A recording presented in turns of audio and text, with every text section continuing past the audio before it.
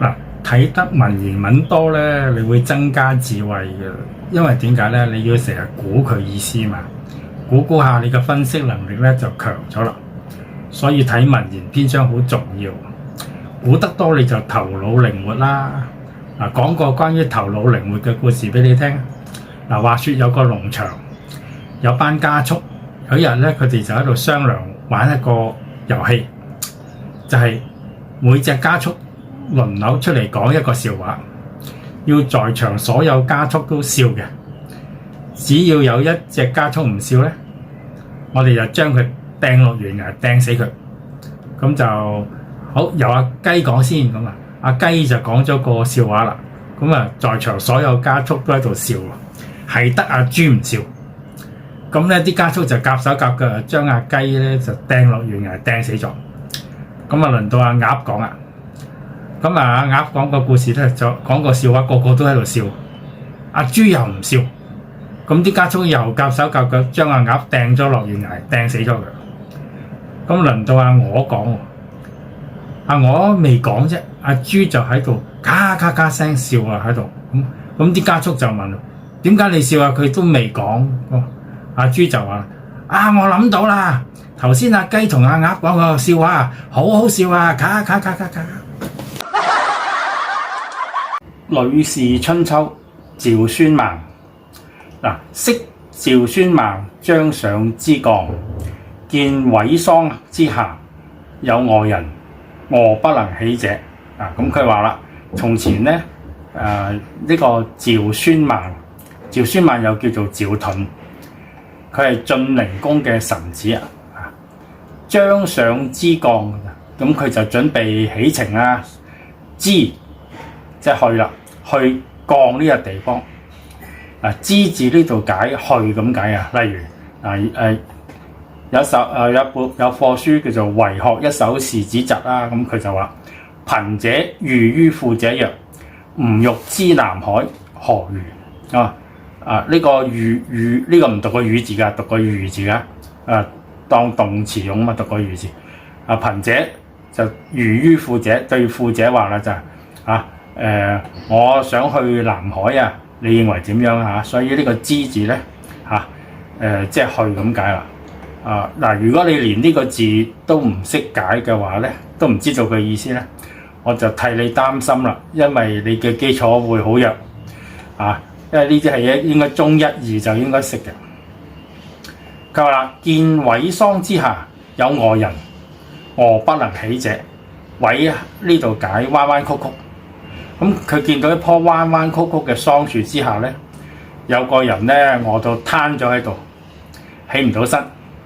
孫孟子居，趙孫孟就叫停架車啦，為之下食，即係送上食物啦。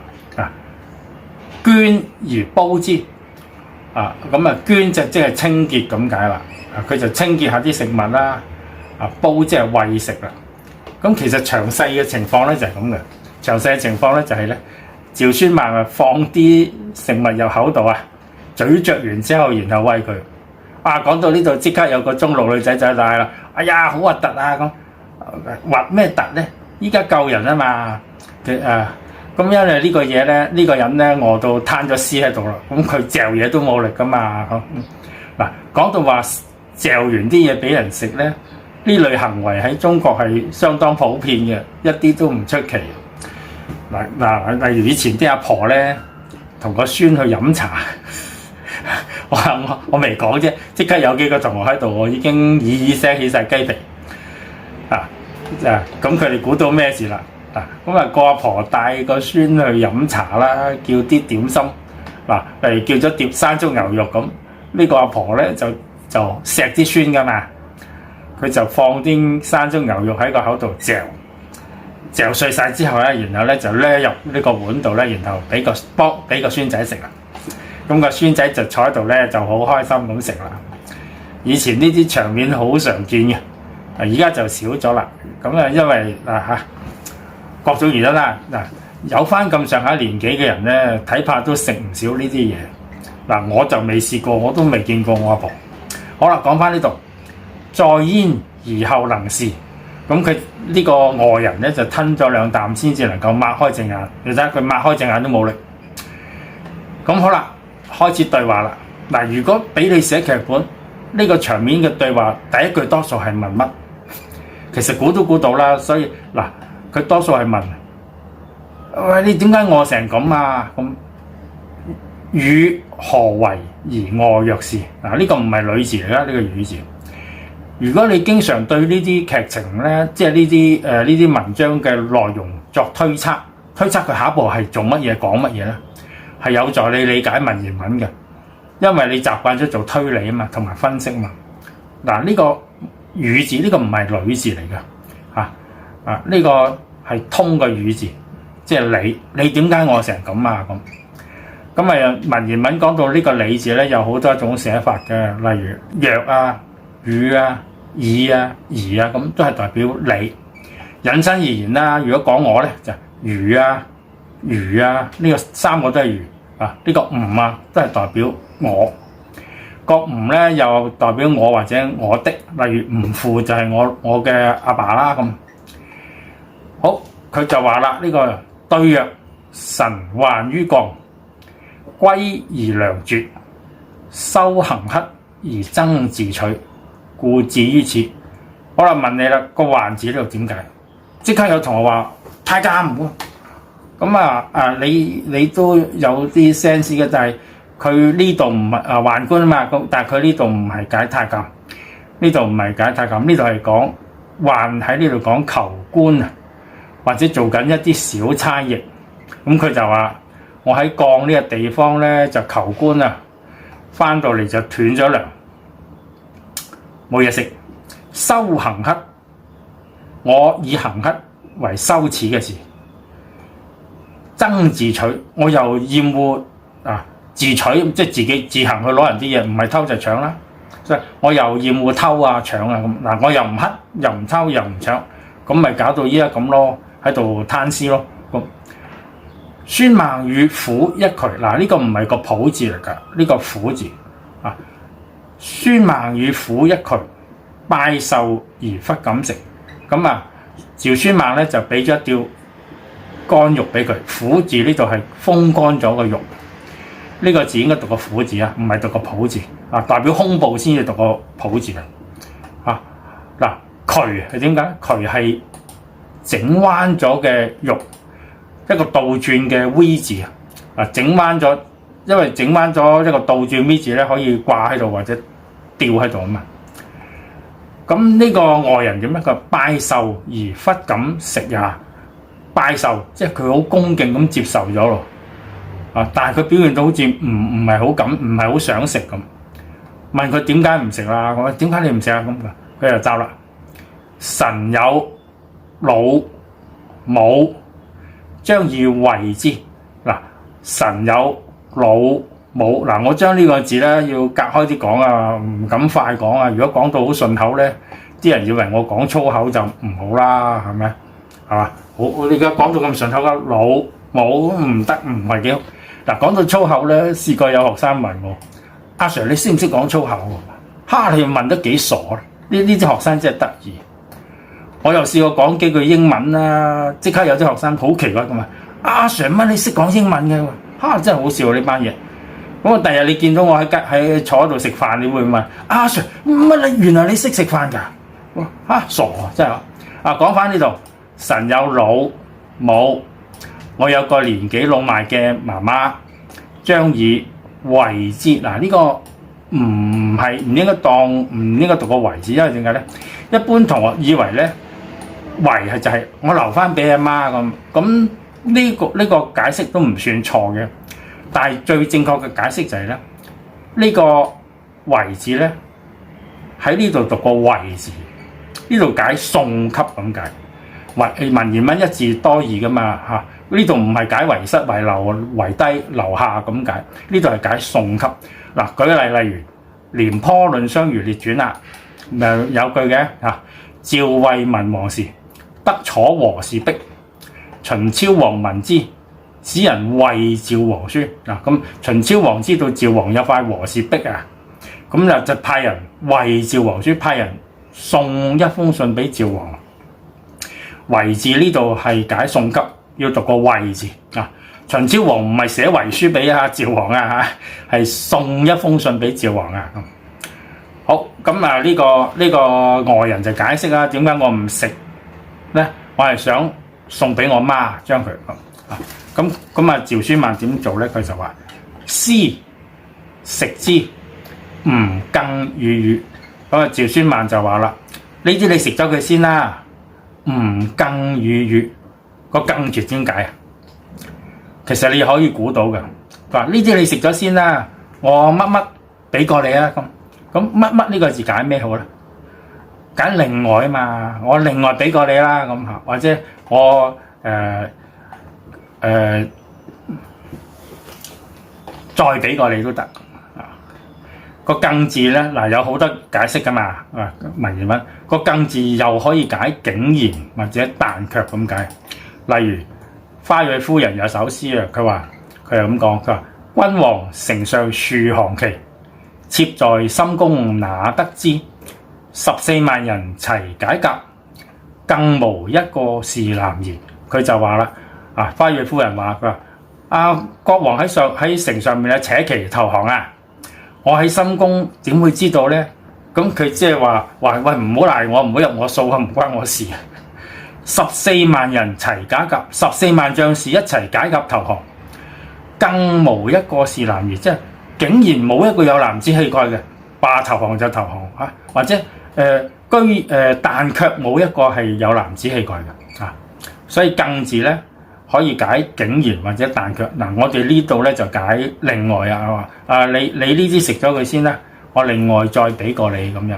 好，講翻呢度啦，乃服賜之婦二畜與錢帛，咁咧就再次咧就俾咗兩捆，即係兩吊嗰啲臘肉佢啦，同埋俾100個錢佢，即係等佢做下路費咁咧。而遂去之，於是就離開咗啦嚇，各自離去啦。處2年，晉靈公欲殺孫孟。好，過咗2年啦。晉靈公趙孫孟係晉靈公嘅臣子嚟噶嘛？晉靈公依家想殺佢喎。點解晉靈公想殺趙孫孟咧？呢篇嘢就冇講。嗱，實情就係咧，晉靈公係一個好差嘅國君嚟嘅，好低劣嘅國君。佢做好多衰嘢㗎啦。例如咧，首先第一樣嘢，佢徵重稅去修飾宮殿啦。咁呢啲唔再講啦嚇。咁咧佢仲有鋪引嘅。佢有鋪咩引咧？佢中意走上個高台度咧，攞住張弓同埋攞啲鐵丸啊，一鐵做嘅一啲彈丸咁樣咧，攞嚟射啲百姓。嗱，例如下低係市集，有堆百姓喺度咁樣啦，咁咧佢就攞啲弓攞啲彈丸咧射啲百姓。一好重喎，呢啲射中唔得了喎，啪一聲咁啊射中個頭破血流啊嘛，咁啊成個趴咗喺條街度咁啊嘛，咁佢就好開心啦。佢就中意睇啲百姓咧雞飛狗走咁嘅樣，幾好玩，好似射野獸咁啊！佢就直情將啲百姓當做啲家畜類咁啊！咁你話邊有做皇帝做得咁衰嘅咧嚇？正經事唔做嚇，將啲百姓當係畜生咁樣隨意戲弄咁。咁另外仲有就係咧，佢個廚師啊煮熊掌煮得唔熟，佢就殺咗佢，咁喺度濫殺喎。咁啲大臣見到哇，點解我哋個國君咁樣啊？覺得好唔妥當，咁就勸諫啦。咁趙孫孟咧、趙盾咧就勸諫得好頻密嘅，諫到晉靈公咧就好猛整啦，好唔耐煩，於是乎咧就想殺咗佢。咁呢度話咧，伏侍於房中以待之，因發走於孫孟。咁佢咧就埋伏啲武士喺房度等住要殺佢咯。繼而就發走啦。咩叫做發走啊？咁同我應該估到，好易估嘅啫。其實呢個係咩？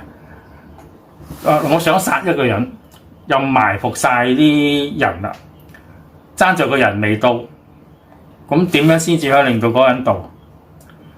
喂，唔通講，喂，我想殺你啊！你快啲嚟俾我殺啦咁啊！咁梗係唔係啦？咁就點啊？要詐地乜嘢？詐地請佢飲酒啊嘛！發走即係設酒宴邀請啊，所以其實咧，你最初唔識呢個字或者呢個詞咧，其實你可以好輕易估到嘅，因為呢啲係情理啊，呢啲係邏輯嚟㗎嘛。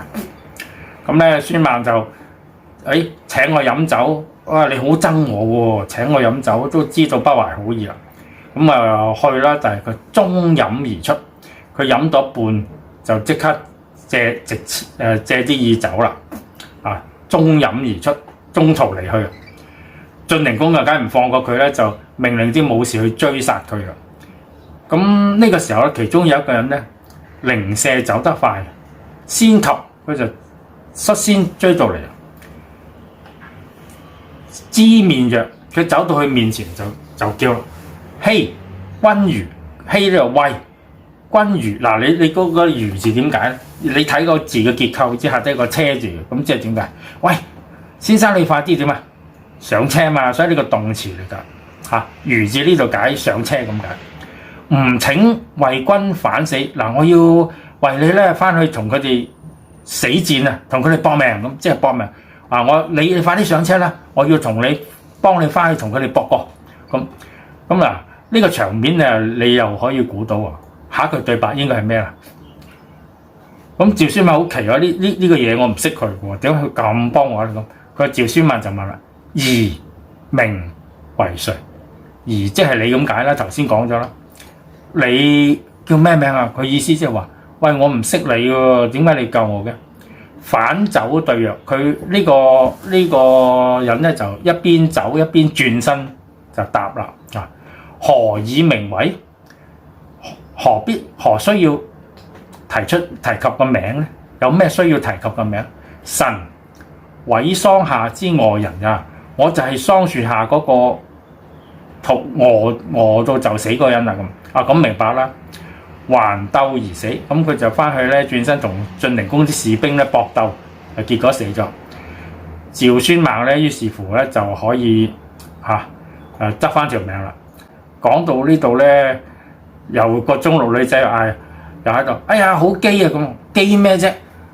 呢啲叫做肝膽相照啊！基呢就個女仔話仲話，總之係基啦，基咩啫？咁佢救佢啊嘛，佢報答佢啊嘛咁。呢隻英雄本色嚟㗎，你唔識嘢嘅就咁。講翻呢度，此書所謂得基無少，嗱又基啦。呢個基字喺呢度解細微咁解。書經就話啦，呢度書係指上書啊。上書就話得基無少，得係恩德咁解。恩德咧幾細微，基係細微咁解喺呢度啊。恩德幾細微都好，都唔可以視之為少啊。孫孟得一事，猶活其身。趙孫孟施恩俾一個士人，嗱呢個得就動詞喎，對上嗰個得係名詞，呢度係動詞啦。恩德幾細微都好，都唔可以當做視之為少啊。趙孫孟施恩俾一個士啫，佢都仲可以救活自己啊，使自己活命。而況得萬人苦，嗱呢個得又係一個動詞啦。何況施恩俾1萬個人，嗱施恩俾1萬個人係對邊啲人講咧？你對俾一個普通人冇意思喎呢句嘢。